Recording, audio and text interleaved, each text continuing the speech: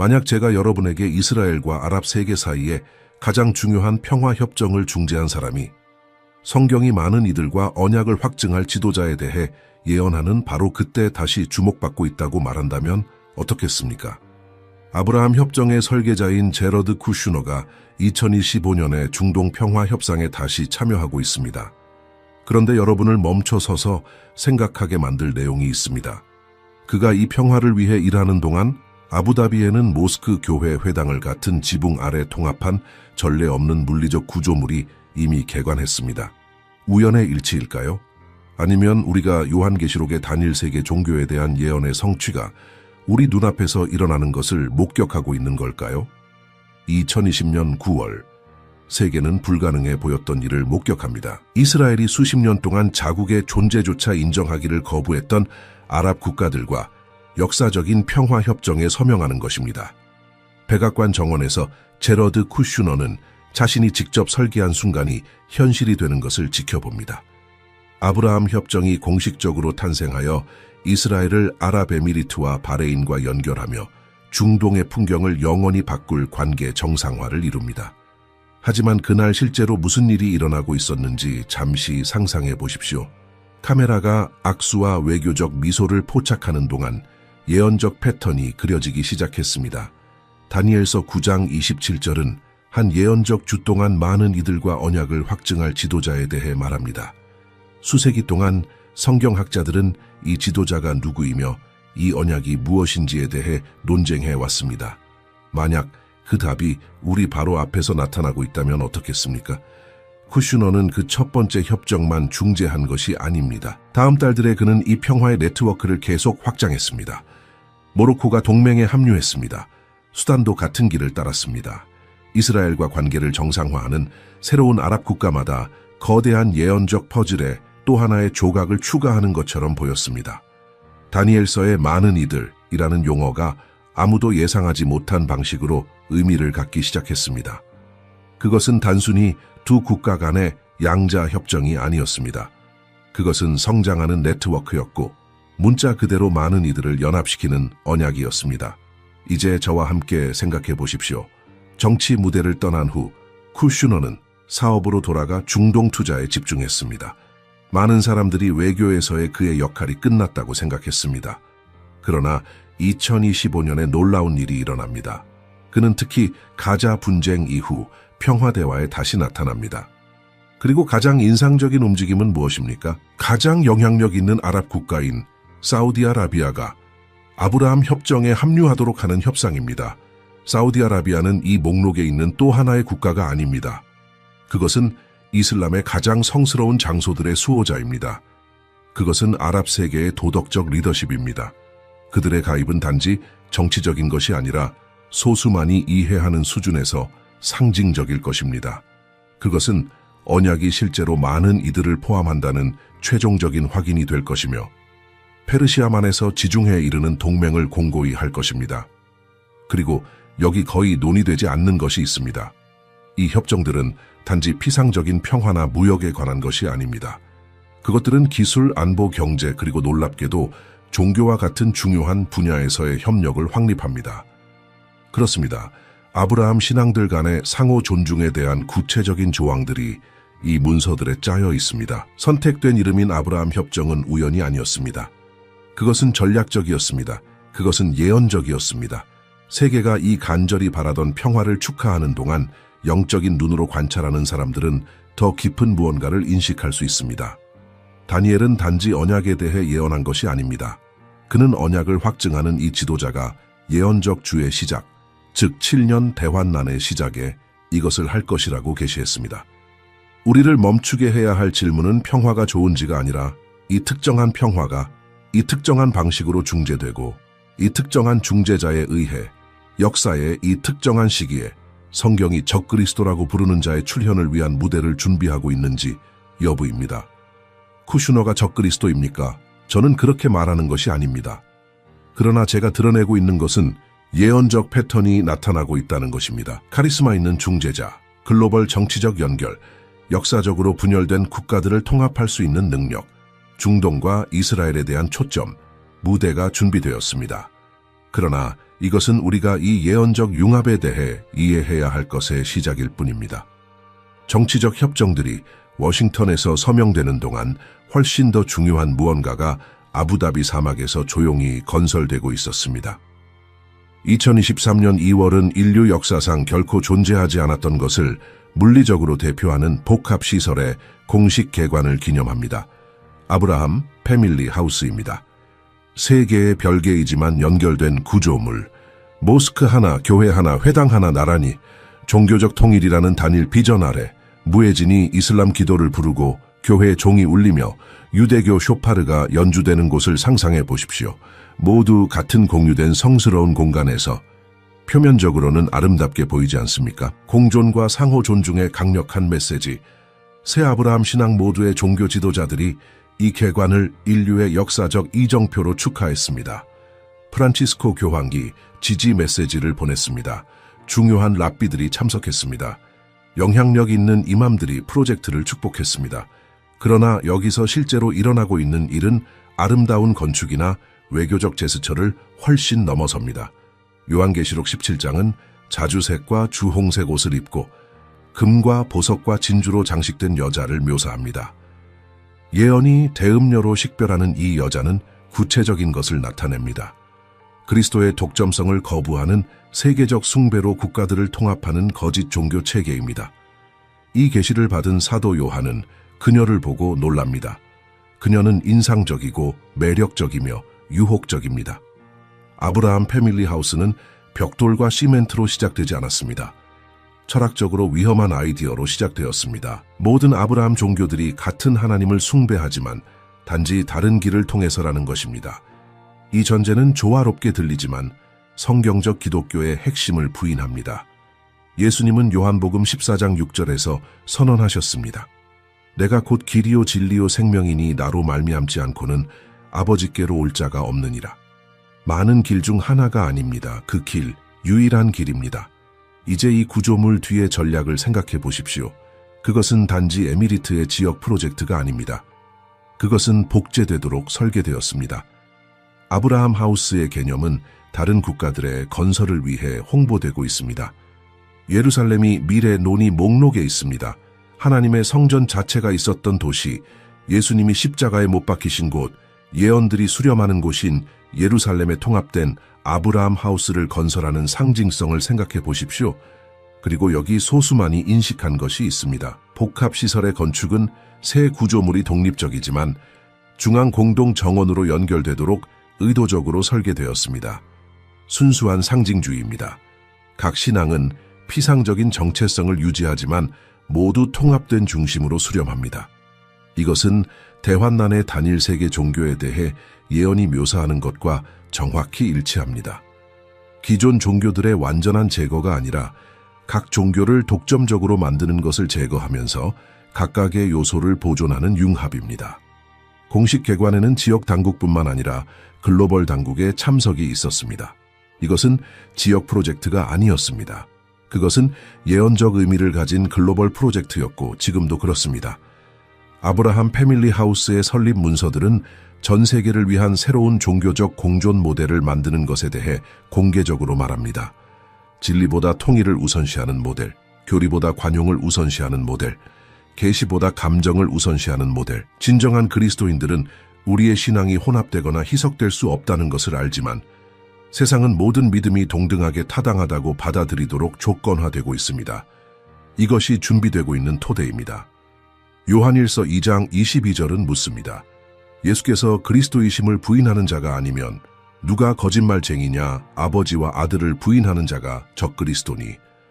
단일 세계 종교는 신앙을 공개적으로 공격하지 않을 것입니다. 그것은 단순히 예수님을 많은 선지자들 중 하나로 여러 선택지 중 하나의 길로 포함시킬 것입니다. 아브라함 패밀리 하우스는 끝이 아닙니다. 그것은 프로토타입입니다. 그것은 글로벌 종교 통합에 대한 예언이 음모론이나 과장된 해석이 아니라는 물리적 증명입니다. 그것은 사막의 태양 아래 빛나는 콘크리트, 유리, 대리석이며 전 세계로 확장될 순간을 기다리고 있습니다. 그러나 이 구조물이 눈을 감동시키는 동안 훨씬 더 사악한 또 다른 시스템이 기술의 그림자 속에서 건설되고 있습니다. 여러분이 지갑에 가지고 다니는 돈은 쓸모 없어지고 있습니다. 점진적으로가 아닙니다. 빠르게. 바로 이 순간 글로벌 경제의 98%를 대표하는 130개 이상의 국가들이 자체 중앙은행 디지털 통화를 개발하거나 이미 테스트하고 있습니다. CBDC라고 불리는 것들입니다. 불가피한 기술 진보처럼 보이지 않습니까?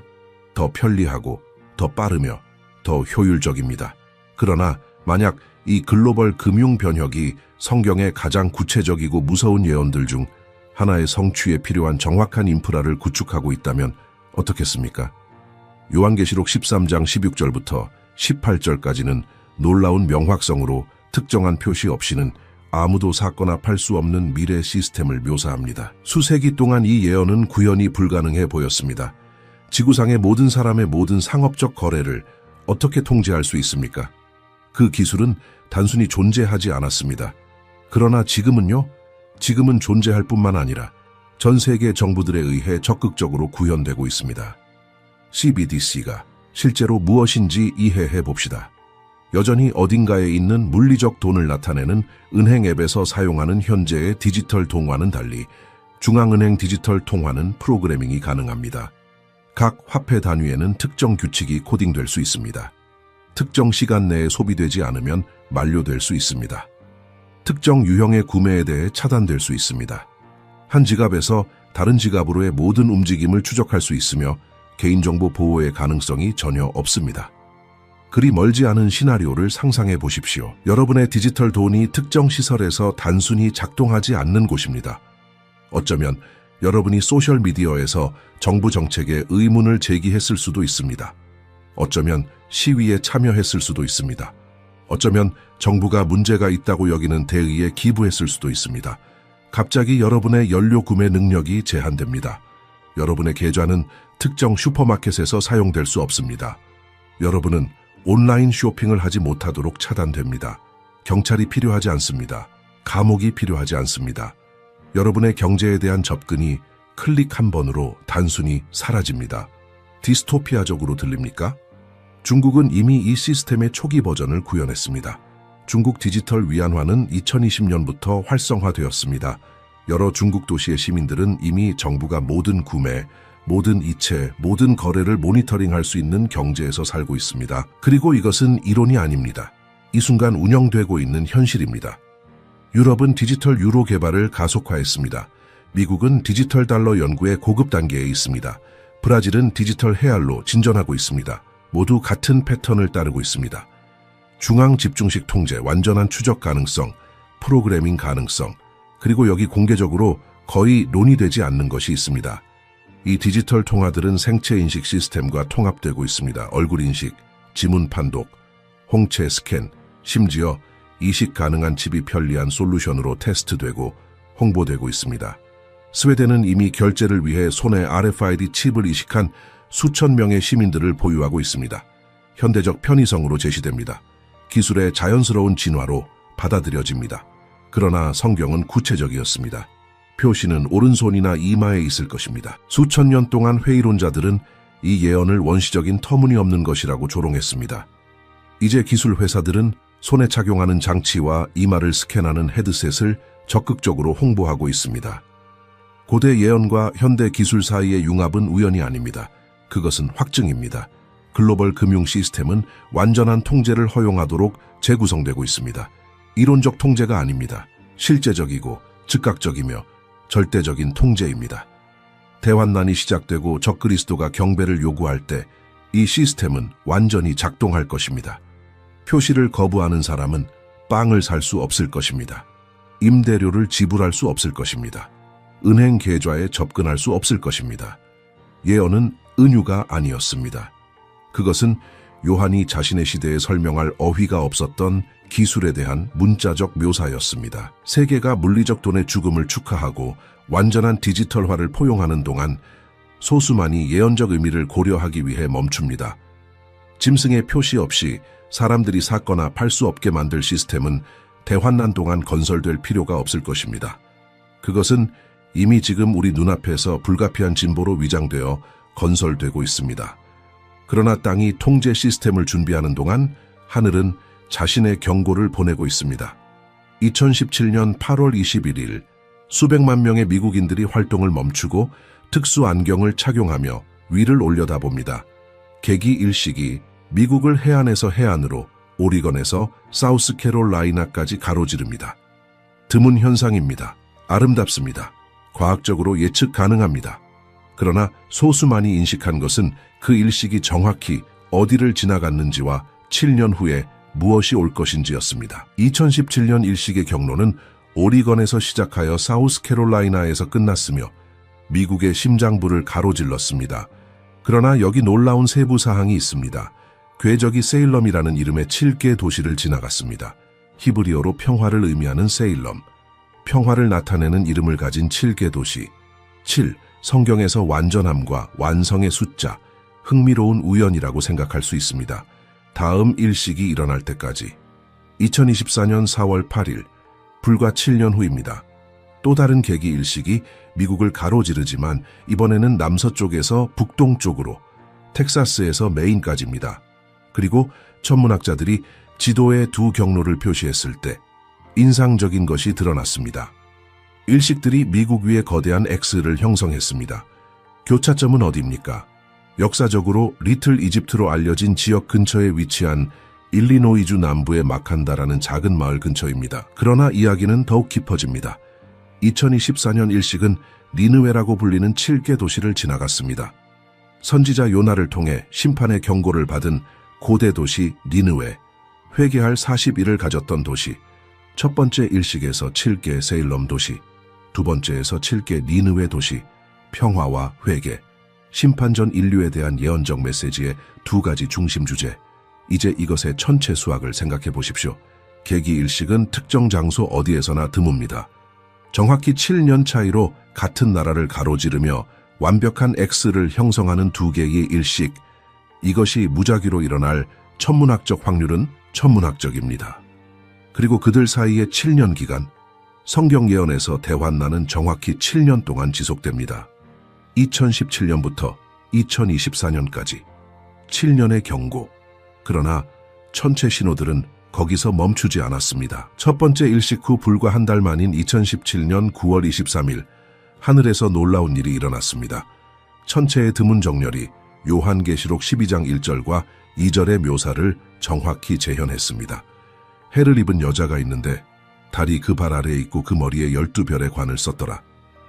처녀자리인 처녀별자리는 중심에 태양을 두고 발 아래 달을 두고 위치했으며 9개월 동안 그녀의 자궁에 있었던 목성이 역행운동으로 나오고 있었고 이는 출생을 상징했습니다. 이 특정 정렬은 수천 년 동안 발생하지 않았으며 수천 년 동안 다시 발생하지 않을 것입니다.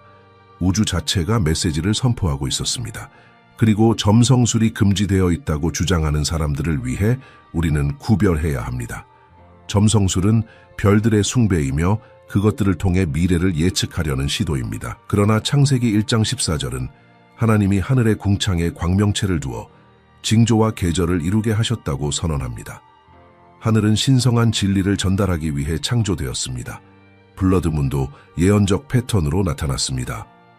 2014년과 2015년 동안 테트라드라고 불리는 4개의 블러드문이 유월절과 초막절의 성경적 절기 동안 정확히 발생했습니다. 각각 이 패턴은 지난 500년 동안 단 3번만 일어났으며 매번 이스라엘의 기념비적인 사건들을 앞섰습니다.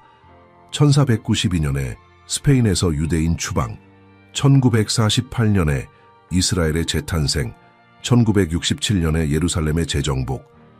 예수님은 누가복음 21장 25절과 26절에서 분명히 말씀하셨습니다. 해와 달과 별들의 징조가 있겠고 땅에서는 민족들이 바다와 파도의 우는 소리로 인하여 혼란한 중에 곤고하리라. 사람들이 세상에 임할 일을 생각하고 무서워함으로 기절하리니 이는 하늘의 권능들이 흔들리겠습니다. 그분은 시적으로 말씀하신 것이 아니었습니다. 문자적으로 말씀하셨습니다. 하늘은 많은 이들이 무시하기로 선택한 메시지를 외치고 있습니다. 일식 후 일식, 정렬 후 정렬, 블러드문 후 블러드문, 모두 특정한 예언적 시기에 발생하고 특정한 예언적 이름을 가진 장소들을 지나가며 자연적 설명을 거부하는 패턴을 형성합니다. 그것들은 미신적인 징조가 아닙니다. 그것들은 예언적 시계가 마지막 시간에 있다는 신성한 경고입니다. 그러나 하늘이 경고하는 동안 땅도 놀랍도록 구체적인 방식으로 준비하고 있습니다. 예루살렘 2024년 신중하게 통제된 농장에서 다른 색의 털이 한 가닥도 없는 완전히 붉은 5마리의 암송아지가 거의 2000년 동안 일어나지 않은 목적을 위해 준비되고 있습니다. 이것들은 단지 소가 아닙니다. 그것들은 성전 봉사가 재개되기 전에 필요한 정화의식을 위한 유대 율법의 가장 구체적이고 모호한 요구사항 중 하나의 성취입니다. 민수기 19장은 순수한 붉은 암송아지의 제가 제사장들의 의식적 정화에 필수적이라고 자세히 설명합니다. 수세기 동안 자격을 갖춘 붉은 암송아지의 부재는 성전 재건을 위한 실용적 불가능성으로 여겨졌습니다. 더 이상 아닙니다. 이 암송가지들은 사육되고 모니터링 되었으며 모든 성경적 요구사항을 충족하는 것으로 전문 랍비들에 의해 인증되었습니다. 그것들은 준비되었습니다. 단지 적절한 순간을 기다리고 있습니다. 그러나 암송아지들은 준비된 것의 시작일 뿐입니다. 예루살렘의 성전연구소는 제3 성전을 위한 준비에 전념하는 조직으로 놀라운 것을 완성했습니다. 성전 봉사에 필요한 모든 기구들이 정확한 성경적 사양에 따라 재건되었습니다. 40kg 이상의 무게가 나가는 순금 메노라가 준비되었습니다. 제물을 위한 성스러운 그릇들이 만들어졌습니다. 은 나팔들이 주조되었습니다. 특정 보석이 있는 제사장 의복이 만들어졌습니다.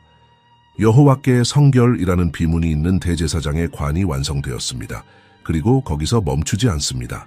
레위 제사장들이 혈통을 확인하는 DNA 검사를 통해 식별되었습니다. 그들은 성전의 특정 의식에서 훈련받고 있습니다. 이론적 훈련이 아닙니다. 실물 크기 복제품을 사용한 실제 훈련입니다. 거의 2000년 전에 파괴되었기 때문에 성전이 기능하는 것을 본 적이 없는 사람들이 이제 정확한 동작, 정밀한 성가, 수십 세대 동안 실행되지 않은 의식 절차를 연습하고 있습니다. 이것의 예언적 의미를 상상해 보십시오. 다니엘서는 올 왕자가 제사와 예물을 그치게 하는 것에 대해 말합니다. 데살로니가 후서 2장 4절은 불법의 사람이 하나님의 성전에 앉아 자기를 하나님이라고 내세우는 것을 묘사합니다. 요한계시록 11장 1절과 2절은 성전과 이방인의 뜰을 측량하는 것을 언급합니다. 이 모든 예언들은 대환난 동안 기능하는 성전의 존재를 가정합니다. 그리고 거의 2000년 만에 처음으로 이 성전에 필요한 모든 것이 이 순간 물리적으로 존재합니다. 그러나 예루살렘에서 준비가 일어나는 동안 똑같이 예언적인 무언가가 1600km 떨어진 곳에서 나타나고 있습니다. 고대의 가장 중요한 수역 중 하나이며 창세기의 에덴 동산부터 언급된 유프라테스 강이 마르고 있습니다. 수세기에 걸쳐 천천히가 아닙니다. 수년에 걸쳐 빠르게. 2025년은 유프라테스의 역사적으로 낮은 수위를 기록합니다. 수십 년 동안 물에 잠겨있던 지역이 이제는 마른 땅입니다. 여러 세대 동안 아무도 보지 못한 고대 구조물들이 노출되고 있습니다. 댐이 건설되었을 때 침수되었던 마을 전체가 다시 나타나고 있습니다. 유프라테스가 흐르는 세 나라인 터키, 시리아, 이라크는 이 증가하는 물 위기의 관리를 놓고 갈등하고 있습니다. 요한계시록 16장 12절은 선언합니다. 여섯째 천사가 그 대접을 큰 강 유프라테스에 소돔의 강물이 말라서 동방에서 오는 왕들의 길이 예비되더라. 수세기 동안 이 예언은 불가능해 보였습니다. 그렇게 거대한 강이 어떻게 단순히 마를 수 있겠습니까?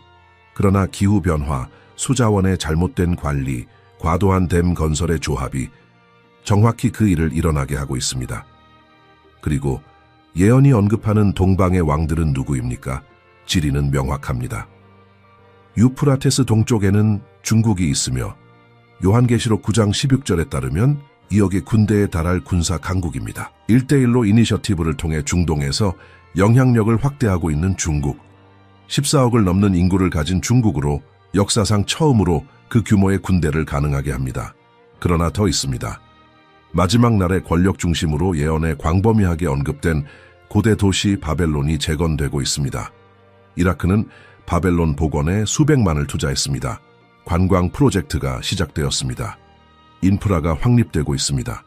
이사야와 예레미야에 따라 황폐하게 남아있도록 저주받은 도시가 종말의 때를 위해 예언된 대로 정확히 생명으로 돌아오고 있습니다. 이 사건들의 무서운 동시성을 생각해 보십시오. 붉은 암송아지들이 준비되었습니다. 성전의 기구들이 완성되었습니다. 제사장들이 훈련받았습니다. 유프라테스가 마르고 있습니다. 바벨론이 재건되고 있습니다. 편안하게 간격을 둔 사건들과 함께 수세기에 걸쳐서가 아닙니다. 모든 것이 지금 일어나고 있습니다. 모든 것이 동시에 수렴하고 있습니다. 무대는 우주의 감독이 모든 세부 사항을 조율하고 있는 것처럼 너무나 완벽하게 준비되었습니다. 그리고 이 모든 준비는 더 이상 무시될 수 없는 결론을 가리키고 있습니다. 역사를 통틀어 고립된 예언적 신호들은 항상 존재했습니다. 전쟁이 일어났습니다. 지진이 국가들을 흔들었습니다. 거짓 선지자들이 일어났습니다. 그러나 인류 역사의 어떤 시점에서도 모든 예언된 신호들이 우리 세대에서 목격하고 있는 방식으로 동시에 수렴한 적이 없었습니다. 이것은 감정적 과장이 아닙니다. 이것은 부인할 수 없는 현실에 대한 사실적 관찰입니다. 우리가 탐구한 각 조각을 연결해 봅시다. 우리는 다니엘이 마지막 날의 지도자에 대해 예언한 대로 정확히 여러 국가와 언약을 확증하는 중동의 평화 중재자를 가지고 있습니다. 우리는 새 아브라함 종교를 연합하는 물리적 구조를 가지고 있으며 요한계시록에 묘사된 단일 세계 종교를 문자적으로 나타냅니다. 우리는 사고팔기에 대한 완전한 통제를 허용하는 글로벌 디지털 금융 시스템이 구현되고 있으며 이는 짐승의 표에 필요한 정확한 인프라입니다. 우리는 예언적 이름을 가진 도시들을 지나가며 무시할 수 없는 패턴을 형성하는 천체 신호들을 가지고 있습니다. 우리는 2000년 만에 처음으로 제3 성전을 위한 모든 준비가 완료되었습니다. 우리는 유프라테스가 마르고 있어 동방 군대를 위한 길을 준비하고 있습니다. 우리는 바벨론이 재건되고 있습니다. 이 요소들 각각 하나만으로도 의미가 있을 것입니다. 둘이나 셋이 가까이 일어난다면 주목할 만할 것입니다. 그러나 모두가 동시에 일어나고 있습니까? 이것은 우연이 아닙니다. 이것은 성취입니다. 이것은 선지자들이 이 모든 것을 볼 세대에 대해 말했을 때 묘사한 융합입니다. 예수님은 마태복음 24장 32절과 33절에서 중요한 비유를 가르치셨습니다. 무화과 나무의 비유를 배우라. 그 가지가 연하여지고 잎사귀를 내면 여름이 가까운 줄을 아나니 이와 같이 너희도 이 모든 일을 보거든 인자가 가까이 곧 문 앞에 이른 줄 알라. 내가 진실로 너희에게 말하노니 이 세대가 지나가기 전에 이 모든 일이 다 이루어지리라. 무화과 나무는 이스라엘입니다. 1948년에 거의 2000년에 흩어짐 후에 이스라엘은 하루 만에 국가로 재탄생하여 이사야 66장 8절을 성취했습니다. 이스라엘의 재탄생을 본 그 세대가 예수님이 식별하신 세대입니다. 성경적 세대는 성경에서 40년에서 80년 사이입니다. 1948년 이후 77년이 지났습니다. 우리는 예언적 창 안에 있습니다. 그러나 여기 모든 사람이 멈춰 서서 진지하게 고려해야 할 것이 있습니다. 2000년 동안 그리스도인 세대들은 예언을 보며 언제 성취될지 궁금해했습니다. 전쟁을 보고 그것이 끝이라고 생각했습니다. 박해를 보고 적그리스도가 왔다고 믿었습니다. 그러나 조각들이 빠져 있었습니다. 예언적 퍼즐이 불완전했습니다. 이스라엘은 국가로 존재하지 않았습니다. 글로벌 통제를 위한 기술이 존재하지 않았습니다. 성전을 위한 준비가 존재하지 않았습니다. 융합이 불가능했습니다. 이제 역사상 처음으로 빠진 조각이 없습니다. 예언적 퍼즐에 더 이상 구멍이 없습니다. 대환난의 시작에 필요한 모든 요소가 존재하고 활성화되어 있습니다. 예언적 시계는 단지 달리고 있는 것이 아닙니다. 그것은 마지막 초에 있습니다. 그리고 여기 이 긴급함 가운데 영광스러운 희망이 있습니다. 교회는 대환난을 위해 예정되지 않았습니다. 데살로니가전서 4장 16절과 17절은 주께서 호령과 천사장의 소리와 하나님의 나팔 소리로 친히 하늘로부터 강림하시리니 그리스도 안에서 죽은 자들이 먼저 일어나고 그 후에 우리 살아남은 자들도 그들과 함께 구름 속으로 끌어올려 공중에서 주를 영접하게 하시리니 그리하여 우리가 항상 주와 함께 있으리라고 약속합니다. 이것이 교회의 휴거입니다. 환난 전 휴거 교리는 현대의 발명품이 아닙니다. 그것은 적그리스도가 드러나기 전에, 대환난이 시작되기 전에 예수님이 그의 신부인 교회를 데리러 오실 것이라는 성경적 약속입니다. 요한계시록 3장 10절은 선언합니다. 네가 나의 인내의 말씀을 지켰은즉 내가 또한 너를 지켜 시험의 때를 면하게 하리니 이는 장차 온 세상에 임하여 땅에 거하는 자들을 시험할 때라. 그러나 이 약속은 그리스도 안에 있는 사람들에게만 유효합니다. 예수님에 대해 아는 것만으로는 충분하지 않습니다. 그분의 가르침을 존경하는 것만으로는 충분하지 않습니다. 그분을 믿는 믿음을 통한 구원의 개인적 관계가 필요합니다. 요한복음 3장 16절은 요약합니다. 하나님이 세상을 이처럼 사랑하사 독생자를 주셨으니 이는 그를 믿는 자마다 멸망하지 않고 영생을 얻게 하려 하심이라. 모든 예언적 신호들의 융합은 단지 학문적 토론을 위한 신학적 호기심이 아닙니다. 그것은 최대 볼륨으로 울리는 최종 경보입니다. 그것은 결정을 위한 긴급한 부름입니다. 그것은 너무 늦기 전에 구원을 위한 신성한 초대입니다. 준비의 시간은 무한하지 않습니다. 하나님의 인내는 길지만 영원하지 않습니다. 방주의 문은 지금 열려 있지만 영원히 그렇게 남아있지 않을 것입니다. 우리 세대는 독특한 특권과 엄숙한 책임을 가지고 있습니다. 이전 세대가 가지지 못한 명확성으로 예언 성취를 목격하는 특권, 이 계시에 적절하게 응답할 책임, 우리는 모르는 척할 수 없습니다. 우리는 우리 눈앞에 있는 것을 무시할 수 없습니다. 우리는 영원한 결과를 가진 결정을 미룰 수 없습니다. 무대가 준비되었습니다.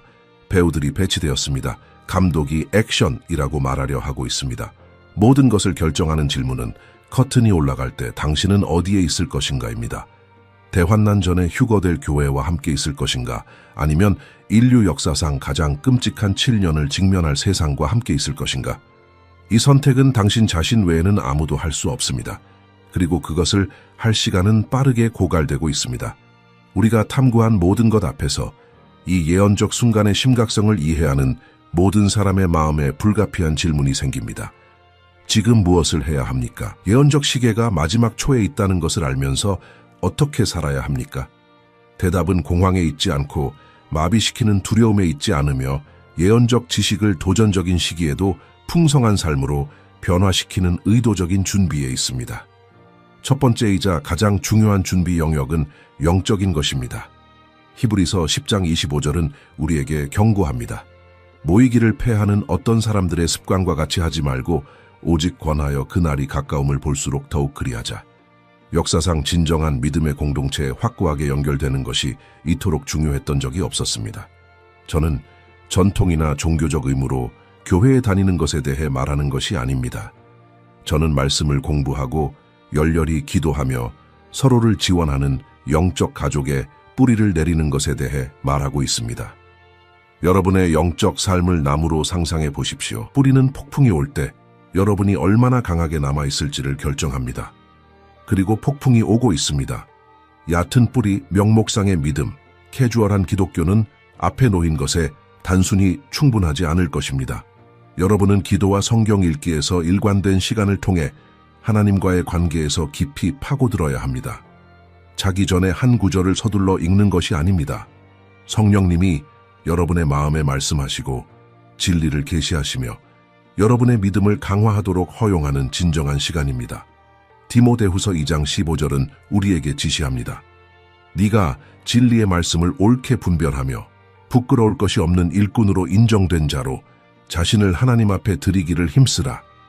예언에 대한 지식은 지적사치가 아닙니다. 그것은 영적 생존의 필요입니다. 글로벌 종교적 기만이 완전히 작동하고 있을 때, 거짓 교사들이 유혹적인 메시지를 선포하고 있을 때, 성경적 진리에 확고하게 고정된 사람들만이 속지 않을 분별력을 가질 것입니다. 다니엘을 공부하십시오. 요한계시록에 깊이 빠져드십시오. 에스겔을 조사하십시오. 미래 사건에 대한 피상적인 호기심이 아니라 이 예언들에 계시된 하나님의 마음을 이해하려는 갈증으로, 각 예언은 단지 사건에 관한 것이 아니라 약속을 지키시고 역사를 통제하시며 그리스도께서 통치하실 영광스러운 클라이맥스를 향해 모든 것을 인도하시는 하나님의 성품에 관한 것입니다. 필요한 정신적, 감정적 준비에 대해 저와 함께 생각해 보십시오. 예수님은 요한복음 16장 33절에서 직접적이셨습니다. 이것을 너희에게 이르는 것은 너희로 내 안에서 평안을 누리게 하려 함이라. 세상에서는 너희가 환난을 당하나 담대하라. 내가 세상을 이기었노라. 혼돈 가운데 평화는 외부 문제의 부재가 아니라 내부에 계신 그리스도의 임재입니다. 여러분은 우리가 목격하고 있는 글로벌 사건들을 통제할 수 없지만 그것들에 어떻게 반응하는지는 통제할 수 있습니다. 두려움은 적의 강력한 무기입니다. 두려움이 지배할 때 마비시키고 인식을 왜곡하며 절망적인 결정으로 이끕니다. 그러나 디모데후서 1장 7절은 선언합니다. 하나님이 우리에게 주신 것은 두려워하는 마음이 아니요 오직 능력과 사랑과 절제하는 마음이니 시대의 심각성을 인식하는 것이 공포 속에 사는 것을 의미하지는 않습니다.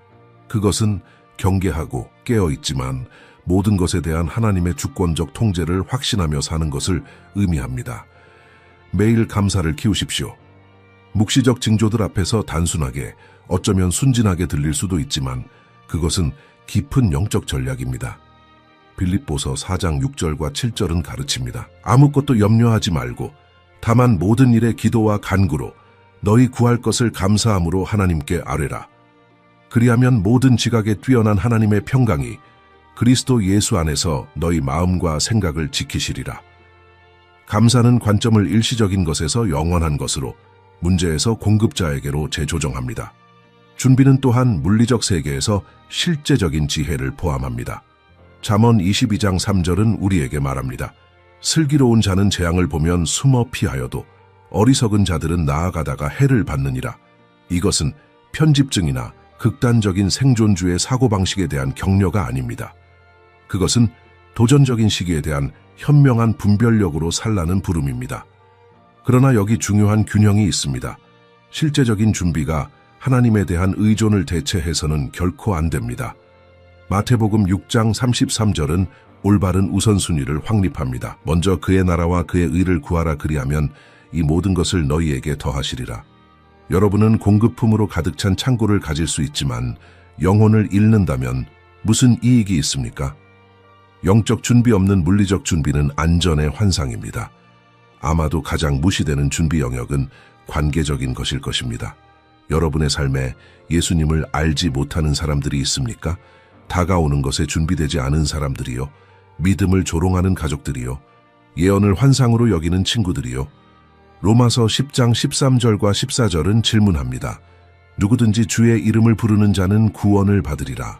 그런즉 그들이 믿지 아니하는 일을 어찌 부르리요? 듣지도 못한 일을 어찌 믿으리요? 전파하는 자가 없이 어찌 들으리요? 여러분은 하나님에 의해 특정 사람들의 삶에 전략적으로 배치되었습니다. 여러분의 준비는 단지 여러분을 위한 것이 아닙니다. 그것은 여러분이 다른 사람들을 위한 구원의 도구가 될 수 있도록 하기 위한 것입니다. 그러나 이것은 용기를 요구합니다. 광신자, 과장하는 사람, 알람주의자로 여겨질 의지를 요구합니다. 디모데후서 4장 1절과 2절은 우리를 격려합니다. 너는 말씀을 전파하라. 때를 얻든지 못 얻든지 항상 힘쓰라. 범사의 오래 참음과 가르침으로 경책하며 경계하며 권하라. 편안한 침묵의 시간은 끝났습니다. 수백만 명이 그리스도 없이 영원으로 걸어가고 있다는 것을 이해할 때 중립은 선택이 아닙니다. 여러분의 증거는 누군가가 휴거 전에 복음을 들을 마지막 기회일 수 있습니다. 이 책임은 무겁지만 인류를 위한 하나님의 구속 계획에 참여하는 신성한 특권이기도 합니다. 인내를 위해 마음을 준비하십시오. 예수님은 마태복음 24장 9절과 10절에서 경고하셨습니다. 그때의 사람들이 너희를 환난에 넘겨주겠으며 너희를 죽이리니 너희가 내 이름 때문에 모든 민족에게 미움을 받으리라. 그때에 많은 사람이 실족하게 되어 서로 잡아주고 서로 미워하겠으며 진정한 그리스도인들에 대한 압력이 전 세계적으로 증가하고 있습니다. 이전에 시험받고 강화되지 않은 믿음은 그리스도를 따르는 대가가 극적으로 증가할 때 생존하지 못할 것입니다. 지금 강화하는 훈련들을 통해 영적 회복력을 구축하십시오. 육체적 의존을 깨는 금식, 하나님께 초점을 재조정하는 예배, 이기심을 파괴하는 희생적 봉사, 지원 네트워크를 만드는 깊은 교제. 이것들은 공허한 종교적 활동이 아닙니다. 그것들은 많은 사람들이 개발하지 않은 지구력을 요구하는 마라톤을 위한 영적 훈련입니다. 그리고 마지막으로 영원한 관점을 유지하십시오. 고린도후서 4장 17절은 우리에게 상기시킵니다. 우리가 잠시 받는 환난에 경한 것이 지극히 크고 영원한 영광에 중한 것을 우리에게 이루게 함이니 대환난의 7년조차도 그것들이 얼마나 끔찍하든 영원과 비교하면 지나가는 순간입니다. 이 삶에서의 여러분의 결정은 그 7년뿐만 아니라 영원 속의 수십억 년을 어디서 보낼지를 결정합니다. 우리가 함께 방금 탐구한 것은 음모론이나 무작위 사건들에 대한 과장된 해석이 아닙니다. 그것들은 수천 년 된 예언들과 완벽하게 일치하는 검증 가능한 사실들입니다. 이스라엘과 아랍 국가들 사이의 평화를 중재하는 제러드 쿠슈너, 하나의 지붕 아래 종교들을 연합하는 아브라함 패밀리 하우스, 경제에 대한 완전한 통제를 허용하는 디지털 통화, 평화와 회개라고 불리는 도시들 위해 X를 형성하는 일식, 제3성전을 위한 완전한 준비, 동방의 왕들을 위해 마르는 유프라테스, 모두 동시에 일어나고 있습니다. 이 놀라운 융합은 의심의 여지를 남기지 않습니다. 우리는 마지막 날에 대한 모든 성경 예언의 성취를 볼 세대에 있습니다. 예언적 시계는 단지 달리고 있는 것이 아니라 최종 경보를 울리고 있습니다. 그러나 이 긴급함 가운데 영광스러운 희망이 있습니다. 여러분은 대환난을 직면할 필요가 없습니다. 여러분은 적그리스도가 드러날 때, 짐승의 표가 구현될 때, 파괴적인 심판이 땅에 떨어질 때 존재할 필요가 없습니다. 예수님은 그분 안에 진정한 믿음을 두는 모든 사람들에게 휴거를 통한 탈출을 제공하십니다. 여러분이 이 결정을 한 적이 없거나 그리스도와의 관계에 대해 의심이 있다면 이것이 그 순간입니다. 내일이 아닙니다. 나중이 아닙니다. 지금입니다. 저와 함께 기도하십시오. 주 예수님, 저는 제가 죄인이며 구원이 필요하다는 것을 인정합니다. 저는 당신이 제 죄를 위해 십자가에서 죽으시고 3일 만에 부활하셨다고 믿습니다. 저는 당신을 제 개인적인 주님이자 구주로 영접합니다. 제 죄를 용서하시고 당신의 휴거를 위해 저를 준비시켜 주소서. 당신의 이름으로 기도합니다. 아멘. 여러분이 이 기도를 진심으로 했다면 여러분은 이 순간 변화되었습니다. 여러분은 이제 대환난 전에 휴거될 교회의 일부입니다. 이 영상은 여기서 끝날 수 없습니다. 왜냐하면 이 메시지는 여러분에게만 머물 수 없기 때문입니다. 수백만 명의 사람들이 공허한 오락의 정신이 팔려있는 동안 예언적 신호들이 그들 주변에서 외치고 있습니다. 여러분이 아는 모든 사람과 이 영상을 공유하십시오. 믿음을 진지하게 받아들이지 않는 여러분의 가족, 예언을 조롱하는 여러분의 친구, 깨어나야 할 여러분의 동료, 여러분은 하나님이 너무 늦기 전에 누군가를 구하기 위해 사용하시는 도구가 될 수 있습니다. 우리가 살고 있는 시대에 대한 예언적 계시를 계속 받으려면 이 채널을 팔로우 하십시오. 우리가 각 신호를 훨씬 더 자세히 탐구하는 성경 예언에 대한 전체 재생 목록을 시청하십시오. 그리고 지금 깊은 성찰의 순간을 가지십시오. 여러분 주변의 세상, 뉴스, 글로벌 사건들을 볼 때 여러분은 하나님이 역사를 예언적 클라이맥스로 인도하시는 지문을 볼 수 있습니까? 이 세대는 다른 어떤 세대도 가지지 못한 책임을 가지고 있습니다. 우리는 시간을 압니다. 우리는 신호들을 봅니다. 우리는 예언들을 이해합니다. 우리가 이 지식으로 무엇을 할 것인가는 우리의 영원한 운명뿐만 아니라 아직 들어야 할 우리 주변 사람들의 운명을 결정할 것입니다. 시간은 지금입니다.